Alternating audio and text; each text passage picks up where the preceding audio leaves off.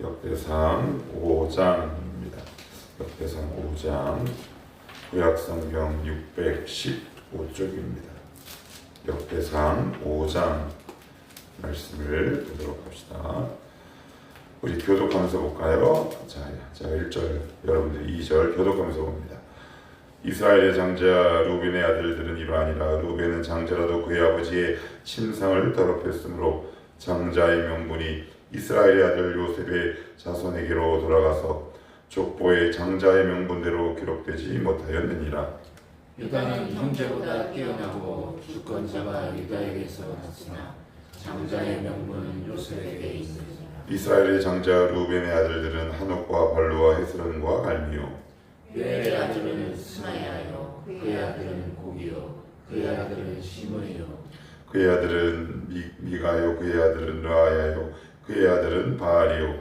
그의 아들은 브에라이니, 그는 루벤 자손의 지도자로서 아수르 왕 디글라pilneser의 사로잡자라. 그의 형제가 종족과 계보대로 우두머리 된 자는 여이엘과 스가랴와 벨라는 아사스의 아들이요, 세바의 손자요, 요엘의 증손이라. 그가 아로엘에 살면서 노와 바알론까지 다다랐고 또 동으로 가서 거주하면서 유브라데 강에서부터 광야 지경까지 다다랐으니 이는 길라앗 땅에서 그 가축이 번식함이라.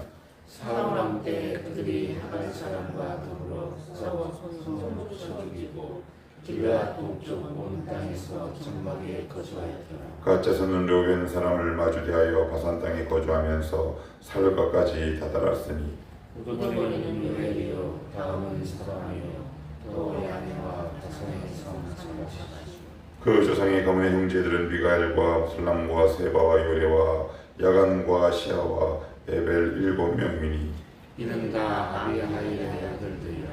아비하일은 후리의 아들이요, 여호와의 손자요, 길라앗의 증손이요, 미가엘의 현손이요, 여시세의 주대손이요, 야도의 육대손이요, 부스의 7대손이며 또 분이의 손자 압디엘의 아들 아히가 우두머리가 되었고 그들이 바산 길라앗과 그 마을과 사론의 모든 들에 거주하여 그 사방 변두리에 다다랐더라. 이상은 유다 왕 요담 때와 이스라엘 왕 여로보암 때의 족보가 기록되었더라.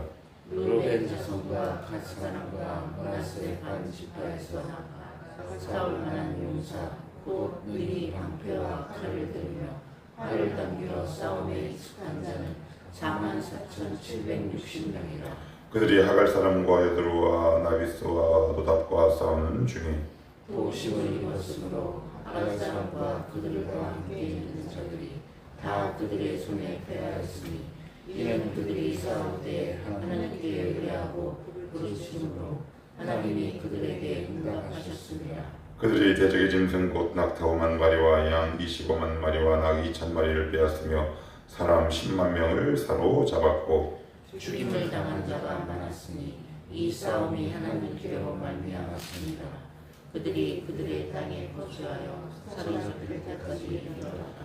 므낫세 반 지파 자손들이 그 땅에 거주하면서 그들이 완성하여 바산에서부터 바알 헤르몬과 스닐과 헤르몬 산까지 다다랐으며 그들의 족장은 에벨과 이시와 엘리엘과 아스리엘과 에레미야의 야이엘이며 다 용감하고 유명한 족장이었더라.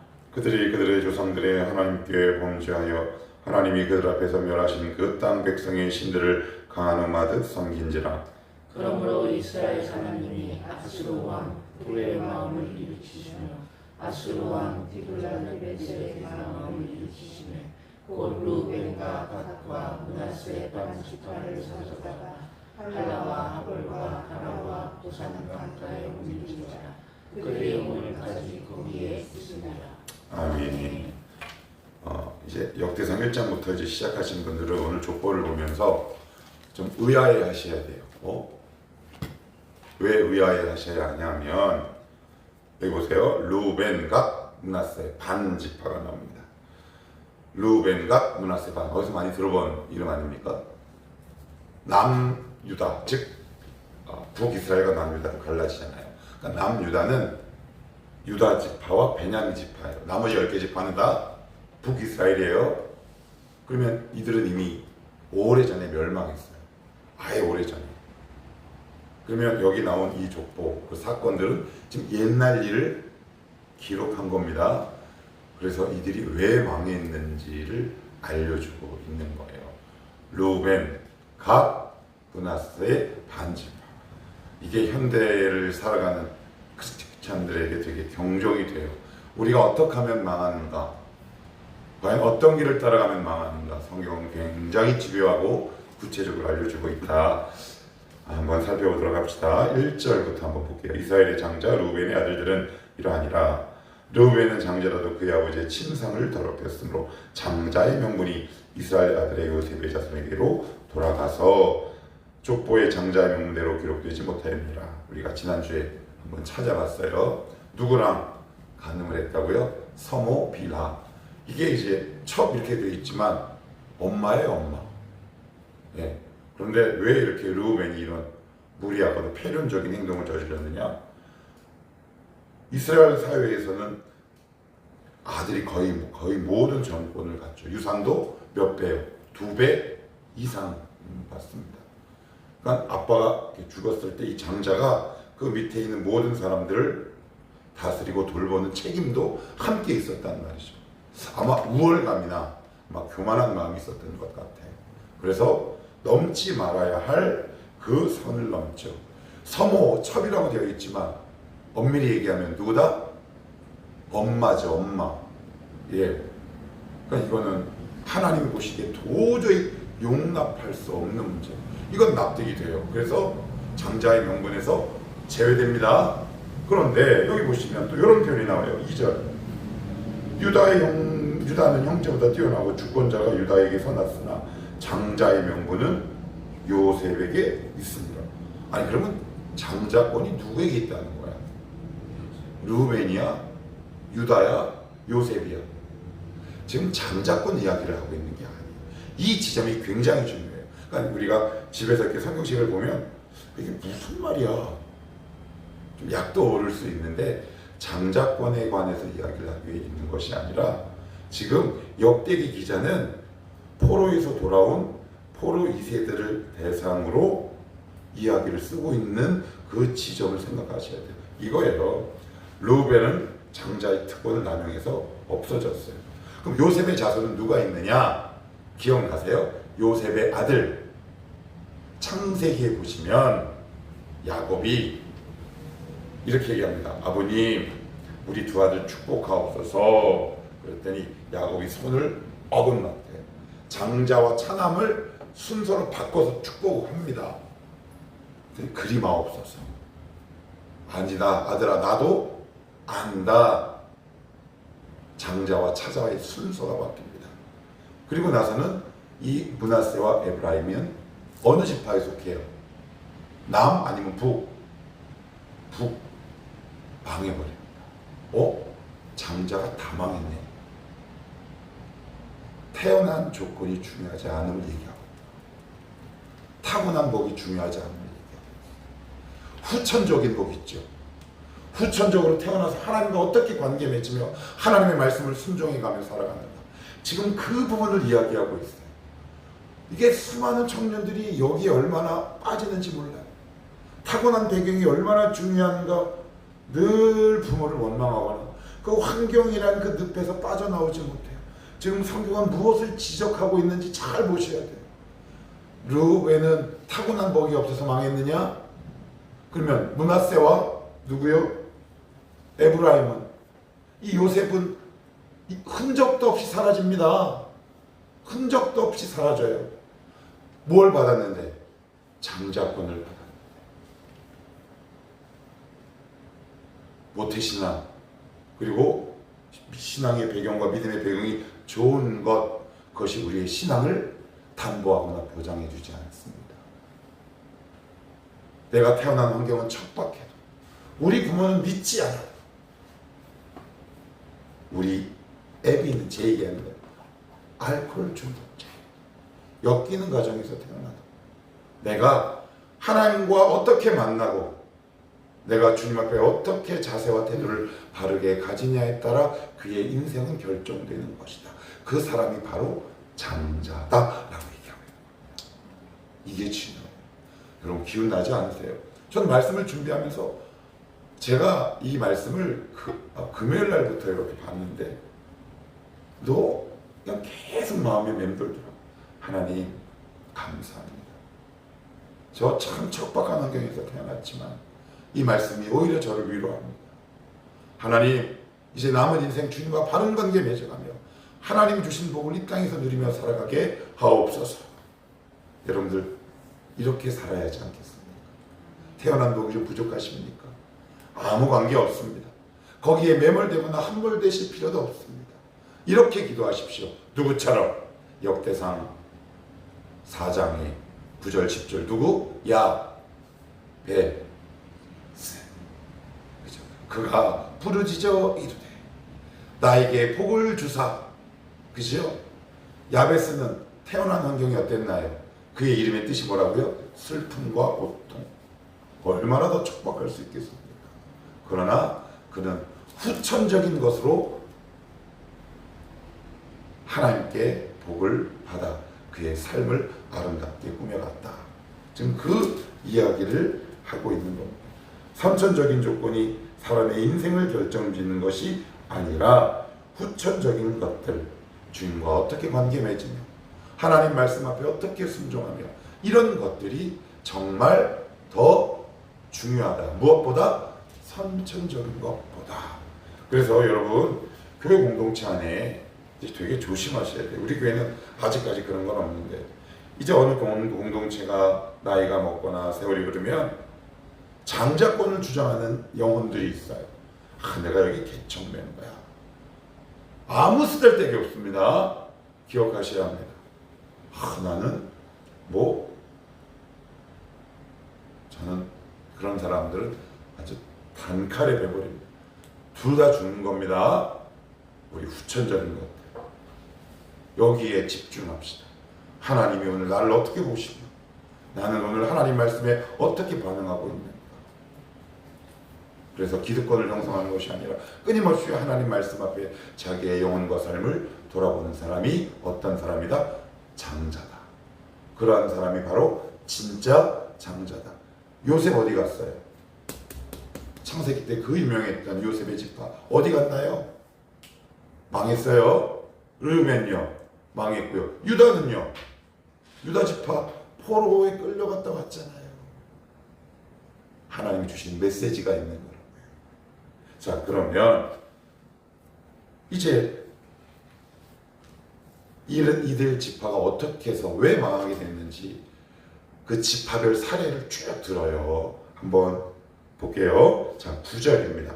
9절 한번 읽어볼까요? 시작. 또 동으로 가서 거주하면서 유브라데 강에서부터 광야 지경까지 다다랐으니 이는 길라 땅에서 그 가축이 벗는 식함이더라. 이스라엘 12지파가 출애굽하지요. 이스라엘 백성이 이제 출애굽을 해서 드디어 가나안 땅에 들어갑니다. 가나안 땅에 들어가죠. 그런데 두 지파반이 안 들어가요. 그게 누구냐? 오늘 여기 나오는 루벤, 므낫세 반지파 두 지파 반이 브레이크를 탁 겁니다. 그러면서 이렇게 얘기해요. 우리는 들어가지 않겠습니다. 들어가지 않겠습니다. 그랬더니 모세가 대노를 합니다. 어떻게 너희가 그럴 수 있겠느냐. 그러니까 그 두 지파 반이 이렇게 얘기해요. 아니, 우리가 들어가진 않지만 가나안 정복 전쟁에 동참하겠습니다. 그런데 그들이 왜 안 들어갔는 줄 아세요? 그 이유가 9절이에요. 다시 볼게요. 동으로 가서 거주하면서 유브라데 강에서부터 광야 지경까지 다다랐으니 이는 길라 땅에서 그 가축이 번식합니다. 무슨 강이에요? 유브라데, 지금의 유프라테스.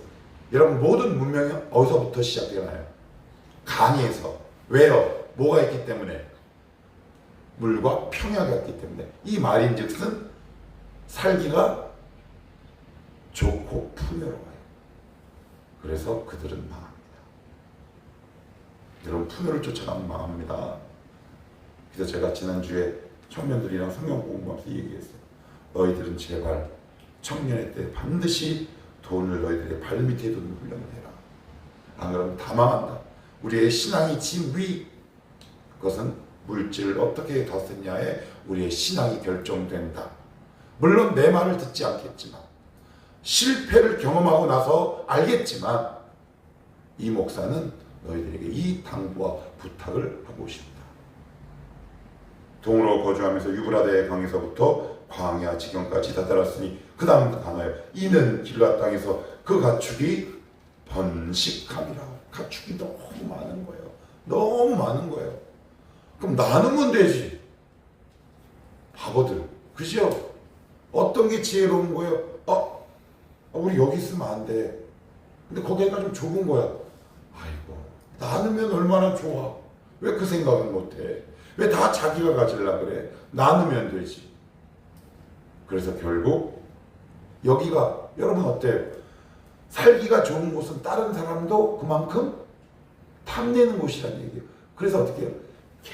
계속 동북쪽 이방 민족들에서 공격을 받습니다. 그래서 흔적도 없이 이 지구상에서 이름이 사라져버려요. 루벤, 갓, 므낫세, 반지파가. 너무 안타까운 거 아닙니까? 여러분, 우리가 예수 믿는다고 해도 우리가 만약에 하나님을 떠나서 풍요를 쫓아가잖아요. 돈을 쫓아가잖아요. 여러분들의 후손은 이 지구상에 존재하지 않습니다. 기억하셔야 합니다. 지금 메시지를 주고 계시는 거예요. 그리고 18절도 한번 보시겠어요? 18절. 자, 시작. 르우벤 자손과 갓사람과 므낫세 반지파에서 나갈 만한 용사 곧 능히 방패와 칼을 들며 활을 당겨 싸움에 익숙한 자는 44,760명이라. 이게 무슨 얘기냐? 가나안 땅 들어갔을 때 군대를 얘기하는 거예요. 그러니까 훨씬 오래전에 이야기를 하고 있는 거예요. 그때 르우벤과 므낫세 반지파에게 싸움에 익숙한 자예요. 싸움에 익숙한 자. 막 싸울 수 있는 자가 아니라 싸움에 익숙한 자. 이게 무슨 얘기예요? 르우벤과 므낫세 반지파에게 하나님이 힘을 주셨어요. 그 힘을 주신 결과가 멸망이래요. 우리 늘 이렇게 얘기하죠. 하나님 힘 주시옵소서. 힘 주시옵소서가 우리 기도의 핵심 아니에요? 그러면 주님이 이렇게 물어보십니다. 어디에 쓸 건데? 어디에 쓸 건데? 너 어디에 쓰려고 하니? 근데 그들은 어디에 썼습니까? 자기 자신을 멸망시키는 데 썼죠. 그들은 돈도 있었어요. 능력도 있었어요. 군대도 있었어요. 그런데 왜 망해야 합니까? 근데 우리는 이렇게 기도합니다. 하나님, 우리가 돈이 없어서 망하고요. 능력이 없어서 망합니다. 이거 주시옵소서. 그래, 내가 줄게. 그것이 너에게 도움이 되겠느냐? 너 그거 선용할 수 있겠느냐? 아름답게 사용할 수 있겠느냐? 근데 우리는 가능하대. 여러분, 그게 얼마나 다행인지 몰라요. 내가 원하는 때 안 주시는 게 얼마나 다행인지 모른다고요. 내가 원하는 때 주면 여러분 우리는 이렇게 돼요. 근데 우리는 모르죠. 그래서 늘 원망합니다. 근데 그 지점을 지나고 보니까 하나님 그때 안 주셔서 너무 감사합니다. 이 고백이 제 입에서 터져나오더라고요. 그들은 돈도 있었고요. 돈, 지리적 환경도 있었고요. 능력도 있었는데 왜 망해야 합니까? 왜 망해야 하냐고요. 왜 우리의 주장과 왜 이렇게 성경의 증언은 왜 이렇게 대척점을 이루고 있냐고요. 여러분, 돈이 없어 망하신다고요? 우리 자녀에게 물려줄 돈이 없어 망해요? 그런 분은 조금 철이 좀 드셔야 합니다. 죄송합니다. 고생을 조금 더 하십시오. 고생을 많이 하십시오. 있는 재산을 그럼 다 팔으라는 얘기야. 그런 유치한 이야기를 하고 있는 게 아닙니다. 돈도 있었고 지적 환경도 있었습니다. 그리고 군대도 있었는데 왜 망합니까? 가장 결정적인 이유를 26절에서 얘기합니다. 같이 봅니다. 시작. 그들이 그들의 조상들의 하나님께 범죄하여 하나님이 그들 앞에서 멸하신 그 땅 백성의 신들을 간음하듯 섬긴지라. 그러므로 이스라엘의 하나님이 아스루 왕 불의 마음을 일으키사 아스루 왕 디글랏빌레셀의 마음을 일으키시매 곧 르우벤과 갓과 므낫세 반지파를 사로잡아 할라와 하볼과 하라와 고산 강가에 옮긴지라. 그들이 오늘까지 거기에 있으리라. 무슨 얘기예요? 이름도 없이 흔적도 없이 사라졌다. 여러분, 우상에는 3단계가 있는 거 아세요? 이게 뭐냐면 이거예요. 하나님, 이거 주시옵소서. 첫째는 하나님을 떠나는 거예요. 우상 숭배의 첫째는 하나님을 떠납니다. 그러면 인간은 하나님을 떠나면 반드시 대체물을 찾게 되어 있어요. 성이라든가 돈이라든가 아니면 뭔가에 집착하게 되어 있다고요. 세 번째 단계가 뭔지 아세요? 이게 무서워요. 그것을 하나님이라고 생각해요. 그럼 망하는 거예요. 그러면 망해요. 교회 안에 얼마나 많이 있는지 몰라요. 저는 너무 많은 한국교회 현실들을 봅니다. 목사님, 그래서 저는 만약에 제 교인이라면 권사님 회개하셔야 합니다. 이렇게 말하고 싶어요. 근데 부목사니까 힘이 없어요. 그리고 어차피 말도 해도 안 들을 거고. 그러니까 죄도 없는 청년들만 잡는 겁니다. 저는 너희가 미래다. 막 괴롭히고 막 그럽니다. 각오하셔야 합니다. 저는. 그치 건영아? 다시요. 우상숭배 단계는 세 단계다. 하나님을 떠나니까 대체 물품을 찾게 되고 그 찾은 대체 물품이 뭐가 되는 거다? 우상이 돼요. 그래서 망했다.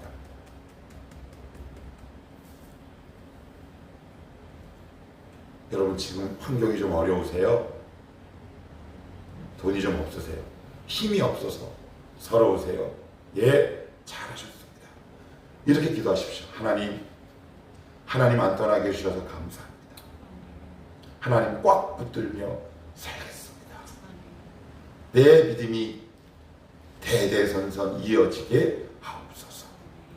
주님만 사랑하게 하옵소서.